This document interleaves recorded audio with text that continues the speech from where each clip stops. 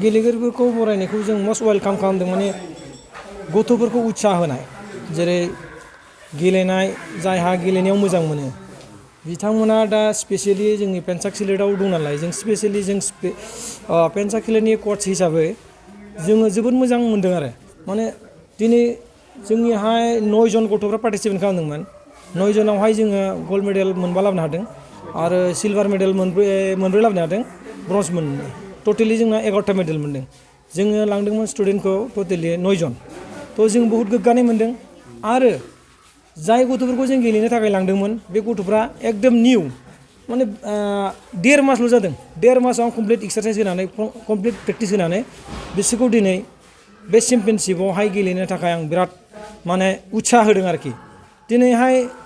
possible नङा बेयो 1.5 मासजों गथ' सासे मेडेल लाबोनो हानाया दस्रा टिचारफोरनाव सोंनो हागोन बे 1.5 मासनि गथ'आहाय बेवहाय पारफरमेन्स देखायनांगौआ बहुत सहज नङा आरो गोरलै नङा थ' बे हिसाबै आं बहुत गोग्गानाय मोनदों दिनै गार्जेनफ्रानो निजा गावसिनि फैसा खरसा खालामनानै दिनै गथ'फोरखौ बरायनायाव बहुत हेल्प होदों आंबो गोग्गानाय मोनदों आरो लोगोसे समाजनि नैबे एरियायावल' नङा जोंनि बिटिआर ओनसोल बा डिस्ट्रिक्ट चिराङाव जोङो बेबायदि खेलानि बागै जोङो उत्साह माने गोजौ लेभेलाव लाबोनो हायोब्ला माने भबिष्यतआव जोंनि उन्दै फंबायमोनहा दिनैहाय गल्ड मेडेल लाबोनो हादों सिलभार मेडेल लाबोनो जोंनि एरियायाव नेक्स्ट बारावहाय जों साबसिन गेलेगोन बा जोंनि गथ'फोरखौबो जों सोगोन होननानै सानगोन गार्जेना आं बेखौनो आसा खालामो जे नेक्स्ट बारावहाय जों साबसिननिफ्राय साबसिन गेलेनांगोन बेनि थाखायनो आं गथ'फोरखौ उत्साह होनायनि थाखायनो बेखौ दिनै बरायनाय हाबाफारिखौ लानाय जादों लोगोसे बे एरियानि गिदिर गोलाव बिथांमोनहा जोंजों हेल्प होदों आं बिथांमोनखौबो लोगोसे साबायखर बावगोन गेलेनायनि गेजेरजों आं बेखौनो एडभाइस होनो सानो दिनै फिजिकेलि गेलेनायजों लोगोसे फरायनाय थाफानांगौ फरायनायजों लोगोसे माने एक्सारसाइज खालामबा मेन्टेलि स्ट्रं जायो थ' फरायनाय लिरनायावबो बहुत मोजां जायो आरोखि माने ब्रेनानो शार्प जाबाय नालाय थ' देहायावबो बेमार आजार सोमजिया थ' बे हिसाबै आंथ' स्पर्ट्सनि हिसाबै आं जेब्लाबो आं स्पर्ट्सखौ बिराद मोजां मोनो सब स्पर्ट्सखौ मोजां मोनो खिन्थु स्पेसियेलि आं दा बांसिन पेन्साकसिलेटनि आं ट्रेनार हिसाबै आरो लोगोसे डिस्ट्रिक्टनि जेनेरेल सेक्रेटारि आङो पेन्साकसिलेटनि थ' आं बेखायनो गार्जेनफोरखौबो रिकुवेस्ट खालामो जे गथ'फोरखौ माने मालायनि खोथाफोरखौ खोनासंनानै जे गथ'फोरखौ खेलायाव होबा सोरबा मोदोम सायोनो सिं सायोनो बेबायदि होननानै सोरबा फोथाया थ' बेबायदि हिसाबै दिनैहाय लाबोनानै आंनि खाथियाव आं बिसिनि गथ'फोरखौ ट्रेन खालामनानै दिनैहाय नेसनेल लेभेलसिम आं दैथायहरनो आं थियारि रेडि गभर्नमेन्टनिफ्राय नोंथाङा मा अनसुंथाइ मोनदों बिटिआर गभर्नमेन्टनिफ्रायथ' जोङो थांनाय 2020आवहाय जों मोनसे बड'लेण्ड फार्स्ट चेम्पियनशिप लादोंमोन बावहाय जोङो दावबायसा सारखौ लोगो हमनो थांदोंमोन दावबायसा सारा जोंखौ 2 सेकेन्ड टाइम होदोंमोन जों 2 सेकेन्ड टाइमबो होखायाखै दावबायसा सारा आंनाव टाइम गैया होनदों ओमफ्राय जोंनो मोनसे लेटार लांदोंमोन नालाय बे लेटाराव लिरनानै हरनो थिनदोंमोन बेखौबो लिरनानै हरनो नागिराखैमोन खिन्थु जों बहुद रिकुवेस्ट खालामदों फुंनि 6टानिफ्राय नेनानै बिथांखौ जों 8 बाजासिम नेदों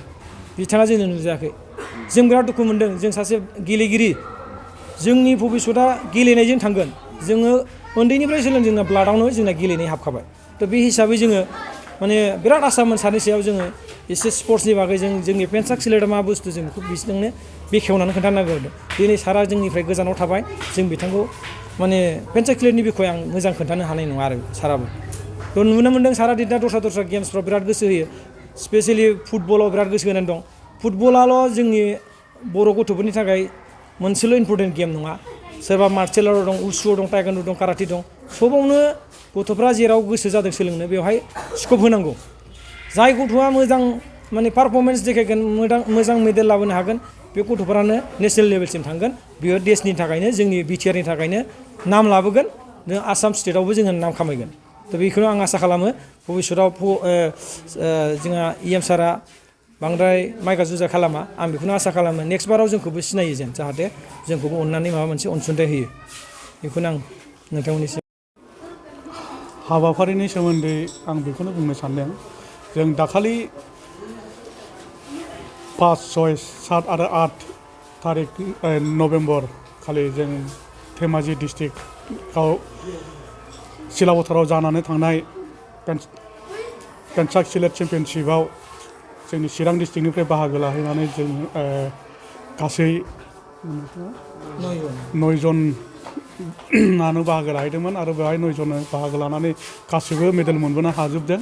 जों दिनै बिथांमोनखौ जों दिनै बरायदों आरो बे बरायनाय हाबाफारियाव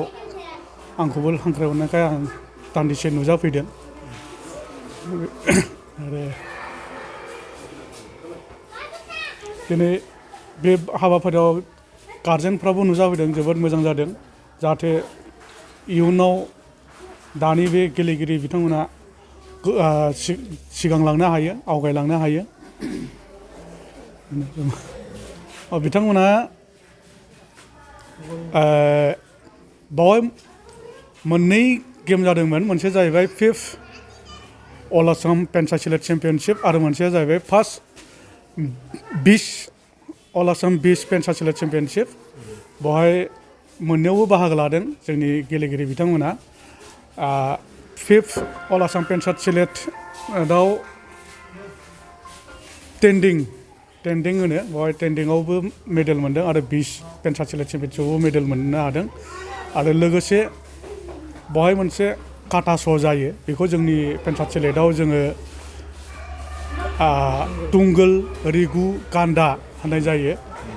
बे मोनथामावबो बाहागो लानानै रिगु आरो गान्दायाव माबा तुंगलावबो आकाश बसुमतारी होननाय बिथाङा सिलभार मेडेल मोननो हादों आरो 20आवबो मोनदों बेखौनो जोङो खोनानो मोन्दों जे गोबां दिनै जोंनि माबायावहाय स्पर्ट्सफोर दं खेला बेनि सायाव बिनि सायाव जों मा बुंनो आसलावनो गुबुन खेलायावबो जाहाथे बिथाङा नोजोर होयो जों बेखौनो खावलायगोन बेनि अनगायै जों माथो बुंबावनो आरो दा हयथ' बिथांनि नोजोराव हयथ' गोलैयाखैबो जानो हागौ गुबुन खेलाफोरखौ ओंखायनो बिथाङा हयथ' बिदि सानना लादों आरो जों सानो जाहाथे गुबुन गेम जे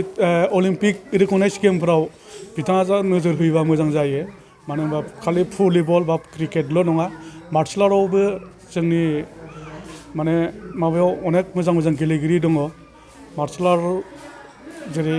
काराटे होन टाइकान्डु होन बा दिनै पेन्टासिलेटआनो होन दिनै पेन्टासिलेटनि गेजेरजोंबो जोंनि मानसिफ्रा माने इन्टारनेसनेल गेलेनानै मेडेल मोनबोनो हादों आरो थांनाय 2018आव एसियान गेमावबो जोंनि आसामनिफ्राय बाहागो लाहैदोंमोनबाबो इन्डियानि जानानै बाहागो लाहैदोंमोनबाबो नाथाय मेडेल मोनबोनो हाथ'वाखै आरो दा नेक्स्ट एसियान गेमाव हयथ' एसे मोजां पारफरमेन्स देखायनो हागोन आं बेखौनो मिजिं थियो आरो जोंनि EM सारखौ जोङो जाहाथे बिथाङाबो जोंनि गेमफोरखौबो एसे नोजोर होयो बेखौनो आं खावलायो पेन्टासिलेटखौ धेमाजिनि सिलापथाराव जेनेबा सिलापथार होनबा टाउन कलेजाव खेला जादोंमोन बेयाव गेलेदोंमोन आरो आङो 5th आसाम पेन्टासिलेट चेम्पियनशिपआव सिलभार मोन्दों आरो फार्स्ट बिच पेन्टासिलेट चेम्पियनशिपआव गल्ड मोननो हादों आंनि नामा खोरोमसार बसुमतारी खाग्राबारि आङो देरहाना फैनानैथ' मोजाङानो मोन्दों होमबाबो एसे खस्थ' खालामबावनो नांगोन आरोखि माबायदि खस्थ' खालामनायजों नोंथाङा देरहाबोदों आङो दिनैसिम बोसोरथामनि एसे बारबाय जों खस्थ' खालामनानै बयबो खेलायावनो जोङो देरहाबोदों जेना नङा देरहाबोदोंआनो खयथा खेला जादों इसिबां जों देरहाबोजोबदों जेरै जोंनि सारनि फोरोंनायनि मथे जों सोलोङै जों देरहाबोदों दा बबे जायगायाव आरो गेलेनो थाखाय थामथिम आरो थाग थियारि जानांगौ गेलेनायाथ' बेखौ मोनथिथ'वा जोङो नेक्स्टआव जागोन नेक्स्टआ नेसनेल दङ नेसनेलाव जोङो ट्राइ खालामगोन आरो बिनिफ्राय साबसिन जावहायबा जाबावबा जों बेयावबो थांगोन सेकेन्ड बड'लेण्ड पेन्टासिलेट चेम्पियनशिप दं बेयो अदालगुरियाव जागोन जों बेयावबो बयबो जोंनि स्टुडेन्टफ्रा गासिबो जों थांजोबगोन आरो जों आसा खालामोदि गासिबो देरहाजोबो